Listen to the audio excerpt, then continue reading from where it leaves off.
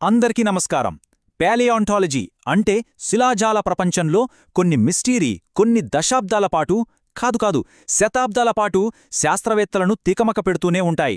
అలాంటి ఒక అతిపెద్ద పజిల్ స్పైనోసారస్. రండి, మనమందరం కలిసి ఈ రహస్యాన్ని ఛేదించే ఒక అద్భుతమైన ప్రయాణానికి సిద్ధమవుదాం. ఇది ఒక శతాబ్దపు మిస్టరీ, ఒక సంచలనాత్మక ఆవిష్కరణ, ఇంకా భూమిమీద ఎప్పుడూ లేనంత అత్యంత ప్రమాదకరమైన ప్రదేశం గురించిన కథ. సరే, ఇక అసలు కథలోకి వెళ్ళిపోదాం. ఇప్పుడు మనం మాట్లాడుకోబోయేది భూమిమీద ఇప్పటిదాకా నడిచిన అతిపెద్ద మాంసాహార జంతువు గురించి. అవును, మనం ఎంతో భయపడే టైరనోసారస్ రెక్స్, అదేనండి టీరెక్స్, దానికంటే కూడా పెద్దది. కాని అసలు ఆశ్చర్యమేంటంటే, ఇంత పెద్ద జీవి అయినా అది ఎలా బతికింది, ఎలా వేటాడింది అనే విషయం ఇన్ని రోజులు ఎవ్వరికీ పూర్తిగా తెలియదు. ఇంత పెద్ద జంతువు గురించి ఇంత పెద్ద మిస్టరీ ఏంటి? ఈ మిస్టరీ కథ మొదలైంది దాదాపు ఒక శతాబ్దం క్రితం, 20వ శతాబ్దం మొదట్లో. అప్పట్లో ఈజిప్ట్లో ఒకే ఒక్క స్పైనోసారస్ అస్థిపంజరం దొరికింది. అది కూడా పూర్తి అస్థిపంజరం కాదు, అసంపూర్ణంగా ఉన్న కొన్ని ఎముకలు అంతే. అవి కొన్ని క్లూజ్ అయితే ఇచ్చాయిగాని పూర్తి చిత్రాన్ని మాత్రం మన ముందు పెట్టలేకపోయాయి. కాని విధి మరోలా తలచింది. దొరికిన ఒక్క ఆధారం కూడా మనకు దక్కకుండా పోయింది. రెండో ప్రపంచ యుద్ధం జరుగుతున్నప్పుడు 1944లో మ్యూనిచ్లోని ఒక మ్యూజియం మీద బాంబుదాడి జరిగింది. ఆ దాడిలో ఆ అస్థిపంజరం పూర్తిగా నాశనమైపోయింది. ఇక చూడండి, శాస్త్రవేత్తల చేతిలో మిగిలిందేంటంటే కొన్ని పాత బొమ్మలు, రాతలు మాత్రమే. ఇక అంతే. దశాబ్దాల పాటు స్పైనోసారస్ అనేది నిజంగా ఉందా లేక అదొక కట్టుకథ అనేంతగా పరిస్థితి మారిపోయింది. కాని కథ ఇక్కడితో అయిపోలేదు. ఎందుకంటే ఈ మధ్యకాలంలో జరిగిన ఒక ఆవిష్కరణ మొత్తం కథనే మార్చేసింది. ఎప్పుడో అంతరించిపోయిన ఒక ప్రపంచం నుంచి ఒక కొత్త, అద్భుతమైన దిగ్గజం మళ్లీ మన ముందుకు వచ్చింది. ఇది స్పైనోసారస్ కథలో ఒక సరికొత్త అధ్యాయాన్ని మొదలుపెట్టింది. ఈ కొత్త జాతికి పెట్టిన పేరే స్పైనోసారస్ మిరాబిలెస్. లాటిన్లో మిరాబిలెస్ అంటే అద్భుతమైనది అని. పేరుకు తగ్గట్టే ఇది నిజంగా అద్భుతమే. డాక్టర్ పాల్ సెరెనో అనే ఒక పరిశోధకుడు టీం దీన్ని నైజర్లోని సహారా ఎడారిలో కనుగొంది. అది కూడా ఒకప్పటి సముద్రతీరానికి ఏకంగా 100 కిలోమీటర్ల దూరంలో. ఈ ఒక్క ఆవిష్కరణ మన ఆలోచనా విధానాన్నే మార్చేసింది. ఈ కొత్త శిలాజం బయటపెట్టిన విషయాలు చూస్తే నిజంగా ఆశ్చర్యపోతాం. దాని తలమీద అచ్చం కొడవలి ఆకారంలో ఒక పెద్ద శిఖ ఉంది. దాని వెనక కాళ్ళు మనం అనుకున్న దానికంటే చాలా పొడవుగా, బలంగా ఉన్నాయి. ఇంకా చెప్పాలంటే దాని పళ్ళు చేపల్ని పట్టుకోవడానికి వీలుగా ఒకదాంతో ఒకటి ఇంటర్లాక్ అయ్యేలా ఉన్నాయి. ఇంతకీ ఆ తలమీదున్న శిఖ ఎంత పెద్దదో తెలుసా? సుమారు 50 సెంటీమీటర్లెత్తు. అంటే దాదాపు మన మోచేతినుంచి వేళ్లకొన వరకు ఎంత పొడవుంటుందో అంతా. అది కూడా పూర్తిగా గట్టి ఎముకతో తయారైంది. దీనిని బహుశా ఫైటింగ్ కోసం కాకుండా మిగతా స్పైనోసార్లను ఆకర్షించడానికి లేదా బెదిరించడానికి వారి ఉండొచ్చు. సరే, ఈ కొత్త ఆధారాలన్నీ దొరికాయి కదా, కానీ ఇవి శాస్త్రవేత్తల మధ్య ఒక కొత్త పెద్ద చర్చకు దారితీశాయి. అసలు ఈ స్పైనోసారస్ ఎలా బతికింది?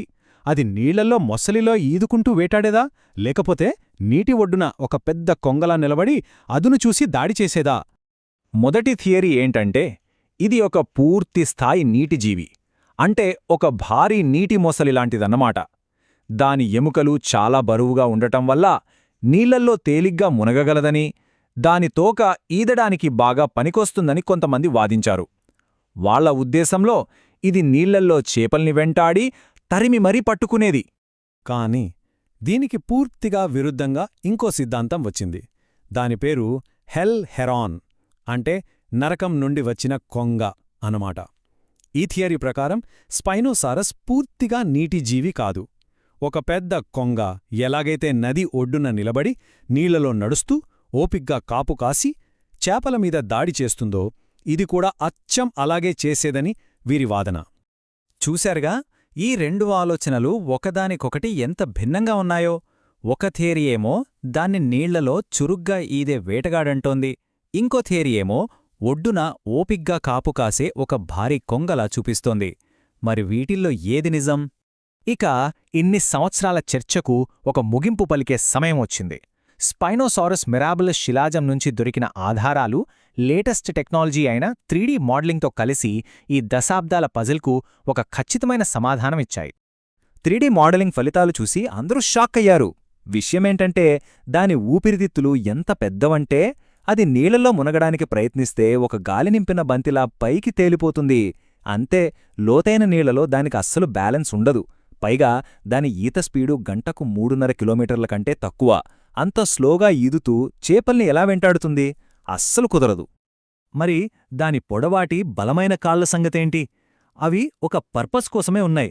దాని 7 టన్నుల బరువున్న శరీరాన్ని మోస్తూ నదుల్లో సుమారు 2 మీటర్ల లోతు వరకు నడవడానికి ఆ కాళ్ళు పర్ఫెక్ట్గా సరిపోతాయి. అచ్చం నీళ్లల్లో నడిచే కర్రల్లాగా అన్నమాట. ఇక ఇది ఈ చర్చకు ఫుల్ స్టాప్ పెట్టేసే తిరుగులేని రుజువు.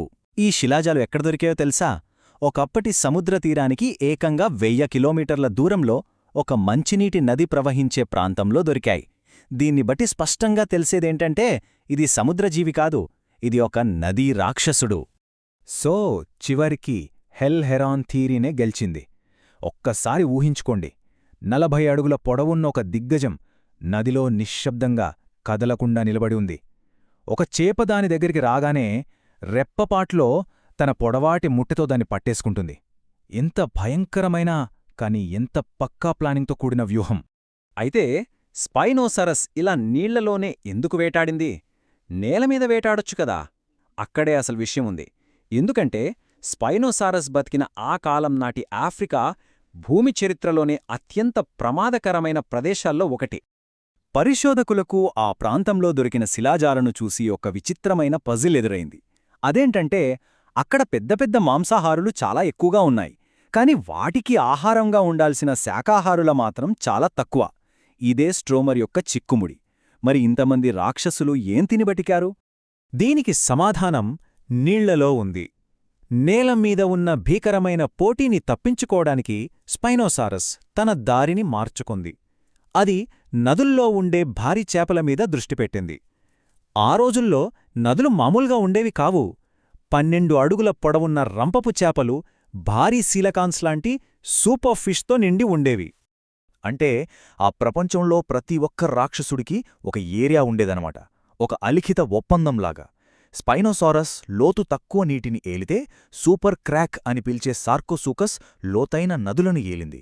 ఇక పొడి నేలమీద రాజ్యం మొత్తం కార్కరోడాంటోసారస్ అనే మరో భారీ డైనోసార్దే. ప్రమాదం అక్కడతో అయిపోలేదు. నేలమీద క్యాప్రోసుకస్ లేదా బోర్క్రాక్ వంటి వింత జంతువులు కూడా ఉండేవి. అంటే పందే మొసలి అని. ఎందుకంటే అది పరిగెత్తే మొసలి. తన పొడవాటి కాళ్లతో నేలమీద చాలా వేగంగా పరిగెత్తేది. ఆ ప్రపంచం ఎంత వింతగా, ఎంత భయంకరంగా ఉండేదో ఆలోచించండి. ఇక నీళ్లలో కూడా తక్కువేంకాడు. పాన్ కేక్ క్రాక్ అని ఇంకో విచిత్రమైన మొసలుండేది. పేరే విచిత్రంగా ఉంది గదా? దాని పని అంతే. దాని తల బల్లపరుపుగా ఉంటుంది. అది నది అడుగున పడుకుని నోరు పెద్దగా తెరిచి చేపలు వాటంతటా లోపలికొచ్చే వరకు ఓపిగ్గా ఎదురుచూసేది. అక్కడ ప్రతి వేట పద్ధతికి ఒక స్పెషలిస్ట్ ఉండేవాడన్మాట. స్పైనోసారస్ మిరాబిలిస్ కథ ఒక పాత మిస్టరీనైతే ఛేదించింది, కాని అది ఇంకో పెద్ద ప్రశ్నకు దారితీసింది. ఆ సహారా ఇసుక కింద దాగియున్న ఈ కోల్పోయిన ప్రపంచంలో ఇంకా మనకు తెలియని ఎలాంటి అద్భుతమైన, భయంకరమైన దిగ్గజాలు మనకోసం ఎదురుచూస్తున్నాయో? బహుశా అసలైన పెద్ద ఆవిష్కరణలు ఇంకా జరగాల్సి ఉందేమో.